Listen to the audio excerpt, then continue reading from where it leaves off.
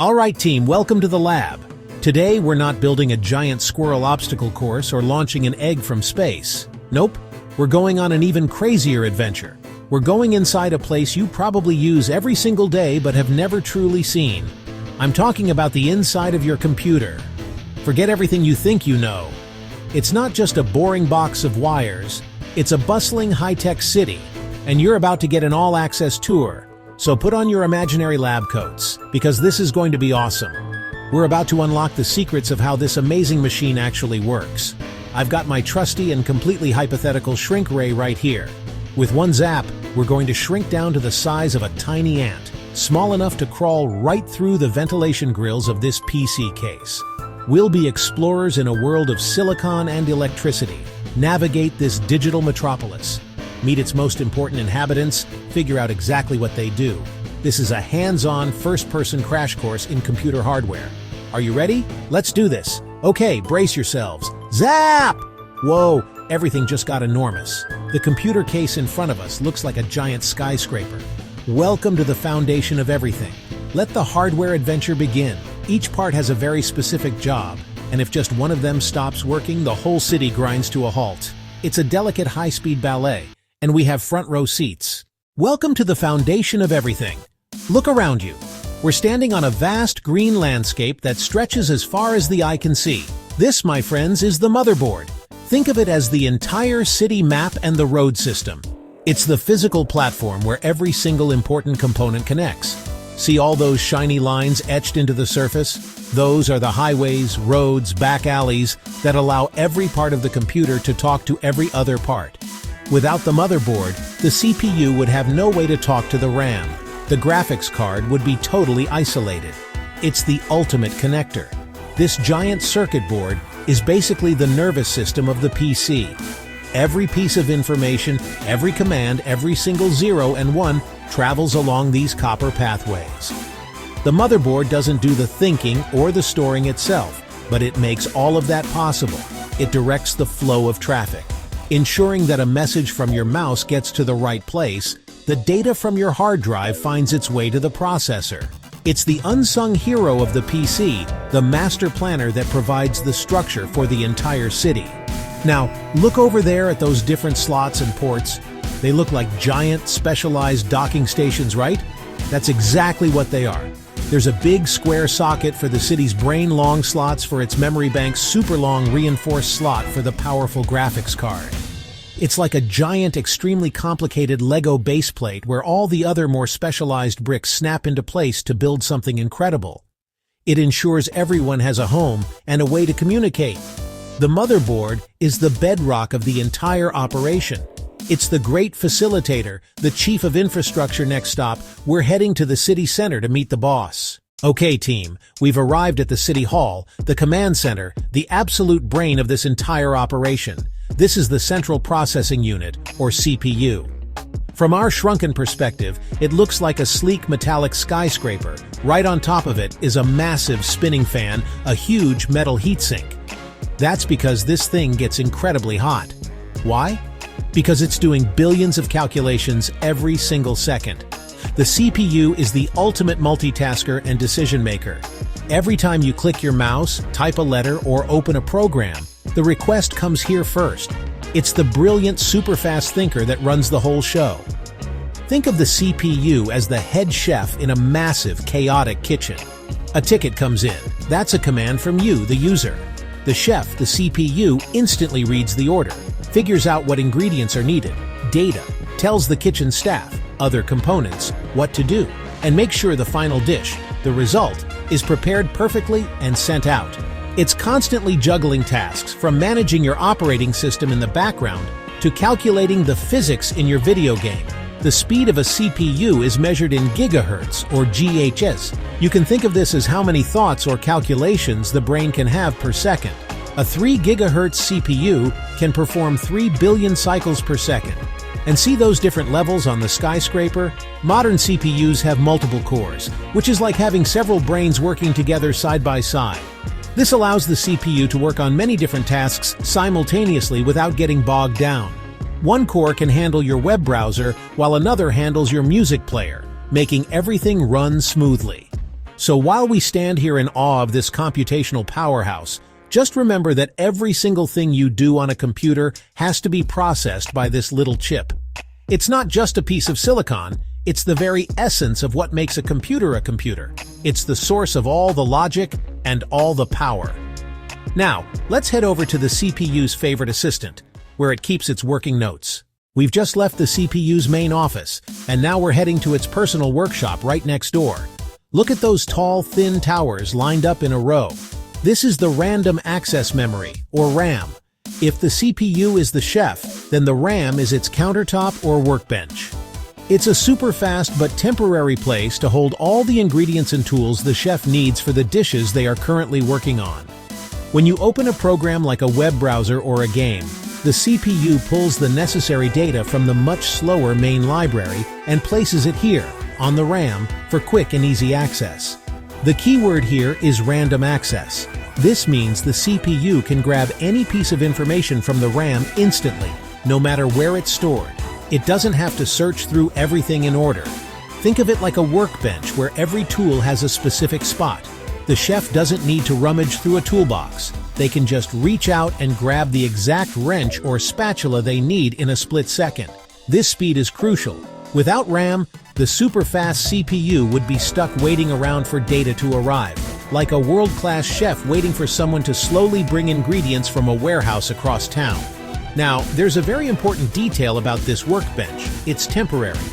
RAM is what we call volatile memory.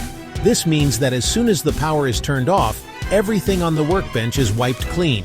This is why you need to save your work.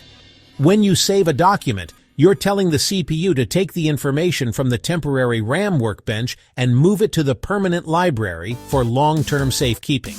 The more RAM you have, the bigger your workbench is. A bigger workbench means the chef can work on more dishes at once without the counter getting cluttered and slow. If you have too many programs open and not enough RAM, your computer starts to slow down because the CPU has to keep swapping things between the fast workbench and the slow warehouse. So having plenty of RAM is key to smooth multitasking. It's the CPU's essential partner, providing the high-speed workspace needed to keep up with the brain's incredible pace. Next, let's go visit that permanent library.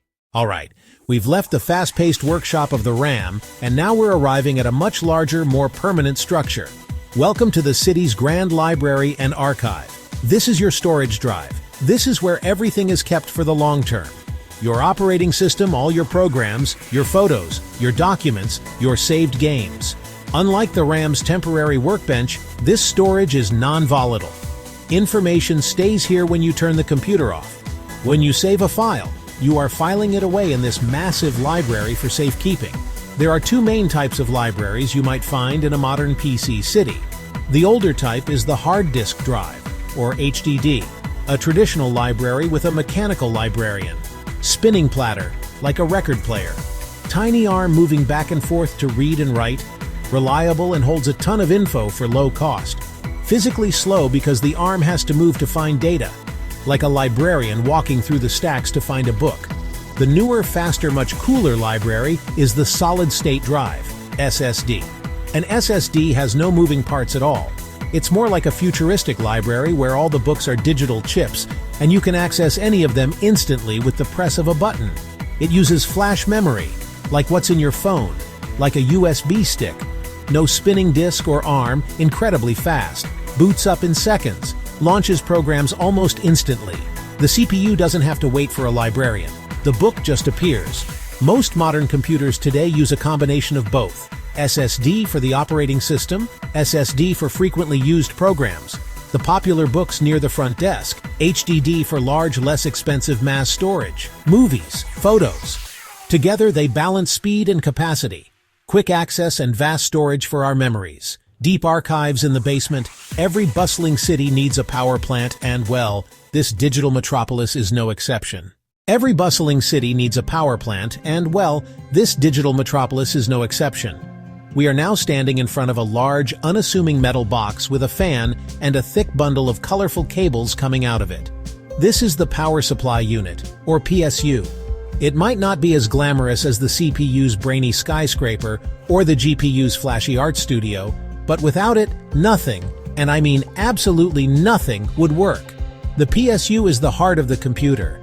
It takes the powerful, high-voltage electricity from your wall outlet and converts it into the various lower stable voltages that all the other components need to live. Think of it like a sophisticated dam and water treatment plant. The raw, powerful river of electricity from the wall outlet is too strong and chaotic for the delicate components of the city.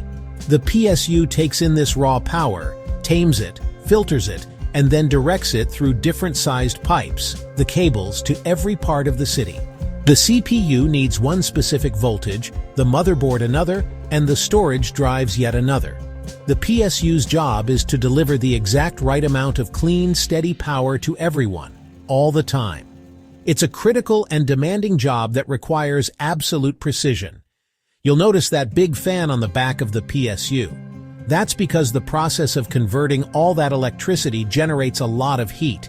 If the PSU overheats or fails, it can be catastrophic. This is why a good, reliable PSU is one of the most important investments for a healthy computer. So, while it may just look like a boring box with a bunch of wires, the PSU is the lifeblood of the entire system. Now let's check out the most exciting place in the city.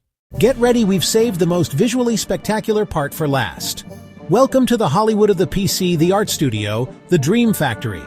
This is the graphics card, also known as the Graphics Processing Unit, or GPU. From our shrunken size, this thing is a beast. It's a long circuit board, massive heat sinks, powerful fans, flashy RGB lights. While the CPU is a master of general logic and sequential tasks, the GPU is a highly specialized artist. Its job is to perform thousands of simple, repetitive calculations, at the same time creating the images you see on your monitor. Think of the CPU as a single, genius mathematician. The GPU, on the other hand, is like an army of 1,000 art students. You can't ask them to solve a complex calculus problem, but if you ask them all to each paint one pixel of a giant mural at the same time, they can create a masterpiece in an instant. This parallel processing is what makes GPUs perfect for graphics. To render a three-dimensional video game, the GPU is calculating the lighting textures positions of millions of polygons simultaneously, 60 times every second. This is why gaming is the GPU's most famous job. When you're exploring a lush, open world in a video game, the GPU is the component working overtime to draw every blade of grass, every reflection in the water, and every shadow cast by a character. A more powerful GPU can handle more detail at a higher resolution and a smoother frame rate. But GPUs aren't just for games anymore. Video editing, three-dimensional modeling, scientific research, and artificial intelligence.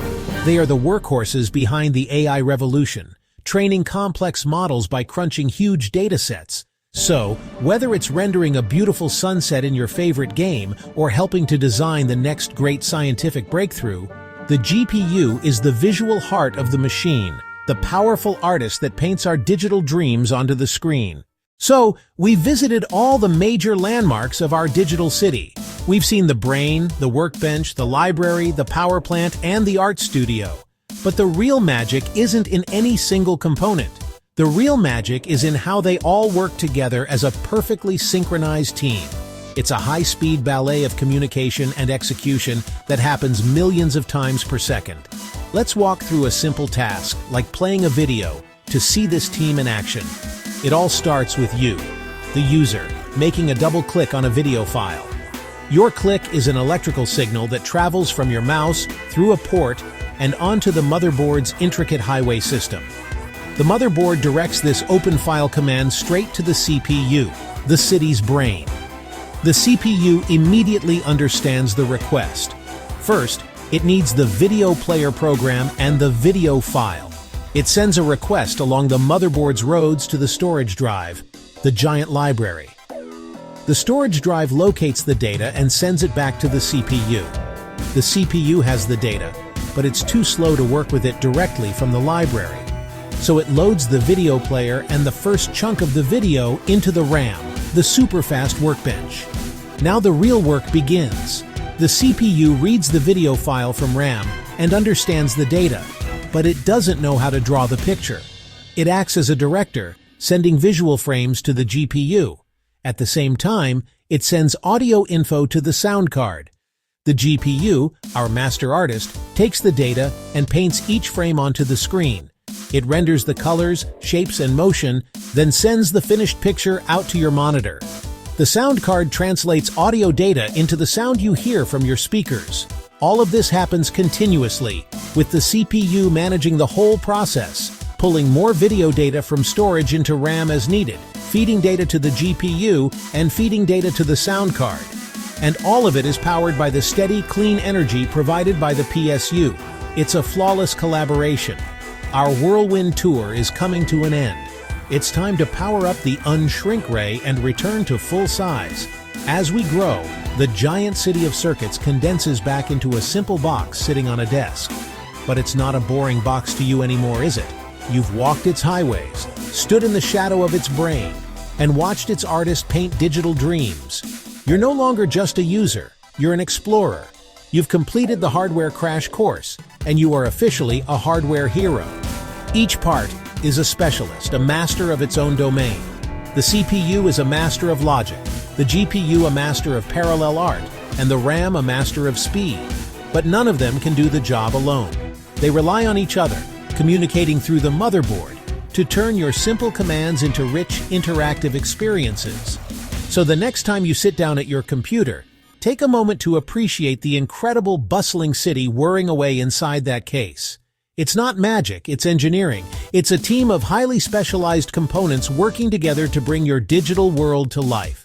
And now you know the players. You know their names and what they do. You've unlocked the secrets of the PC. The digital world is yours to command.